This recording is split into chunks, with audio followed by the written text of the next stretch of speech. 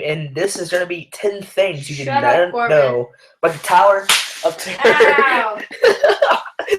That was great. That hurt really bad. That was the point. One viewer.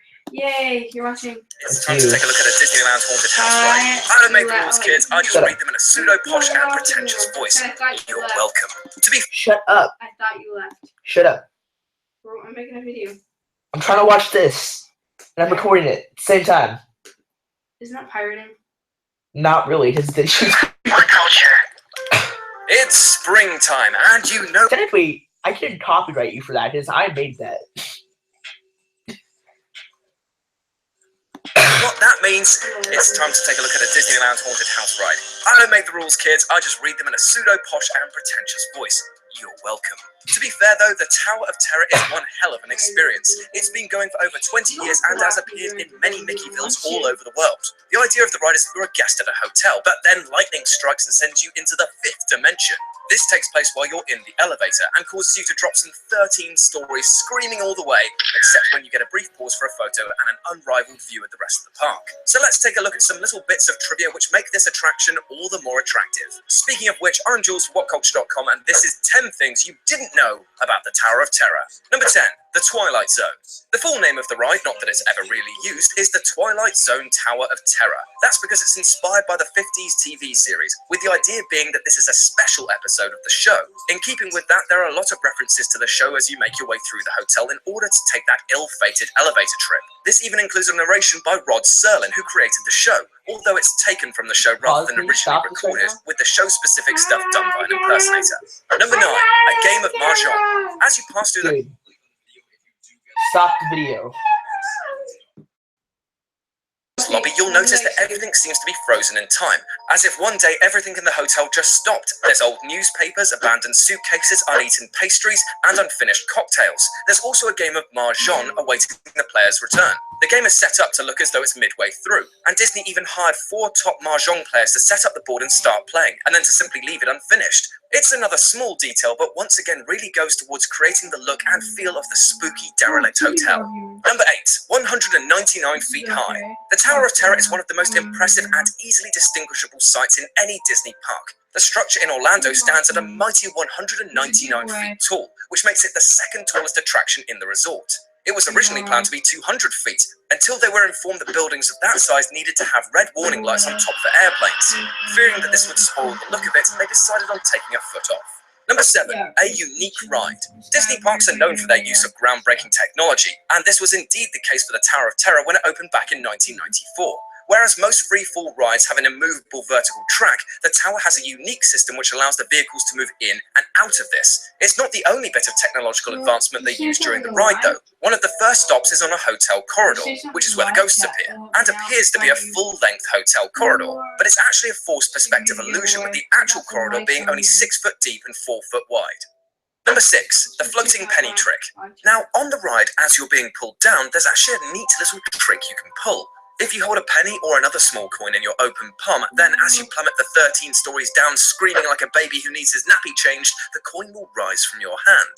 Or rather, your hand will move down from the coin due to the different forces on each. This will give the illusion that the coin is actually floating in mid-air, which only serves to further highlight the Twilight Zone element of your surroundings. Of course, this can be dangerous if there's too many people around, so best to do it when the ride's quiet. I think that'll absolve us from the lawsuits. Number 5. G-force. No, this entry isn't to do with the sheer force with which you're pulled down, although that is coming, but rather this refers to G-Force Records, the musical label who operate out of the Rock and Roll Coaster located near the Tower of Terror. Although they're 2 very distinct rides, with the only similarity being that they'll both make you scream, the 2 are actually linked in a more unexpected way. The story of the rides goes that when the hotel fell into ruin back in 1939, it had a major impact on the label, with it being unable to attract the top stars. Now that the hotel is once more open to guests, people can return, and the music label is thriving again, as evidenced by the signing of Aerosmith. Now, it may sound crazy, but it just proves that Disney don't want to miss a thing. I bet you were expecting me to make a love in an elevator joke then, weren't you? Number 4. Faster than gravity.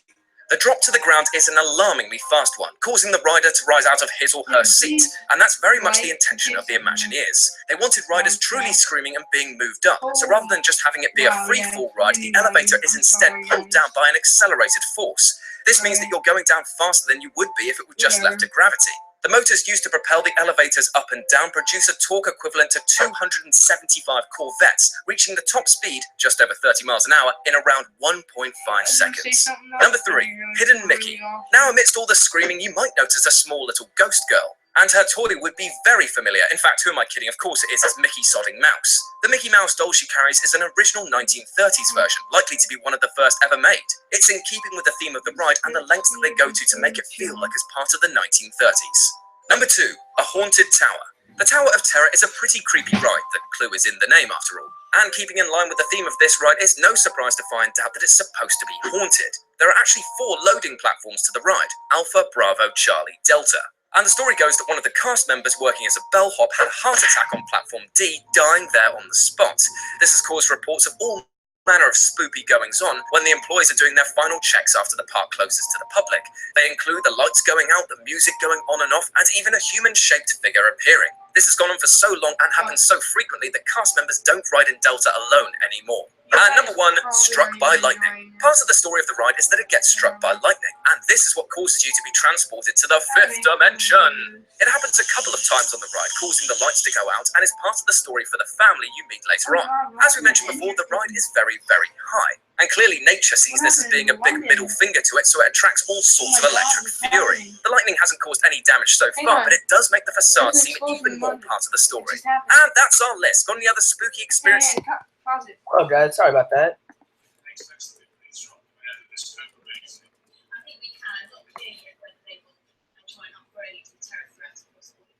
Oh my God.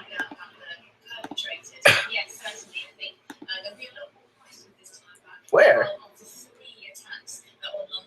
in live right now. It's crazy. How we can go about trying to prevent these kind of attacks? Is there something the government can do in terms of the police response, which was very fast? They killed some of the perpetrators within 8 minutes, but how can we try to stop these attacks happening? And I think that's going to be a lot more of an issue, perhaps. You said unprecedented to delay an election day. Oh my God.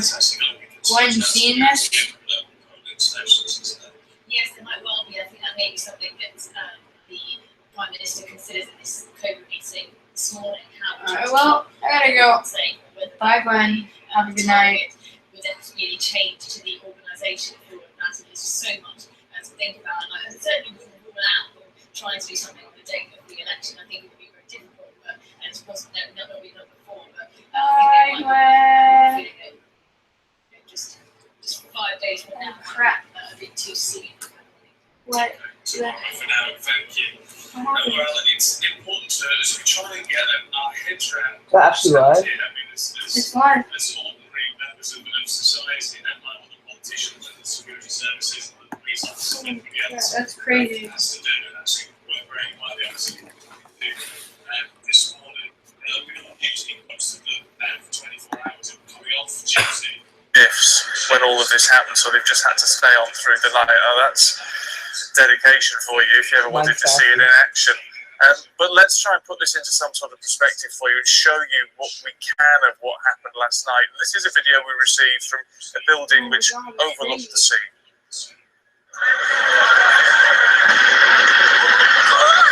Oh my God!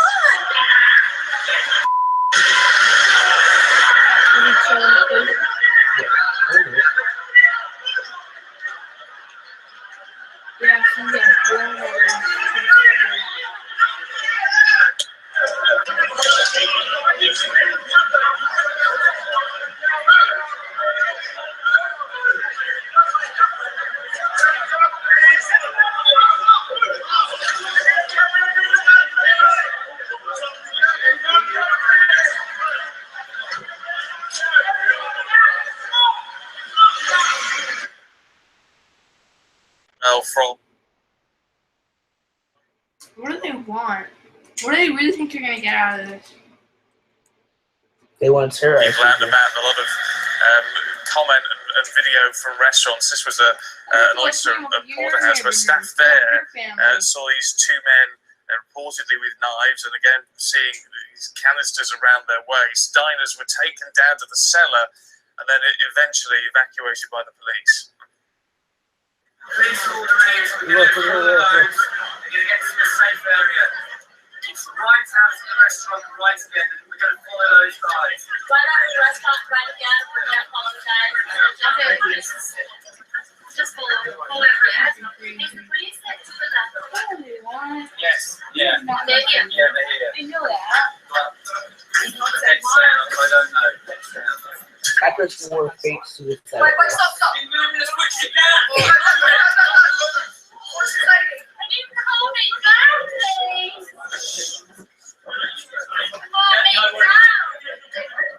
You hear him? Calm it down, please.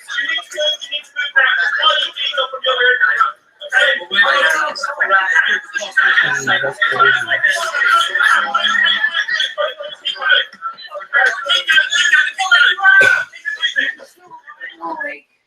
Well, guys, apparently that is, well, gone wrong. So that's enough for this live stream. There's going to be videos, and I'll upload that later. So I'll upload automatically. But as always, see you guys in the next video.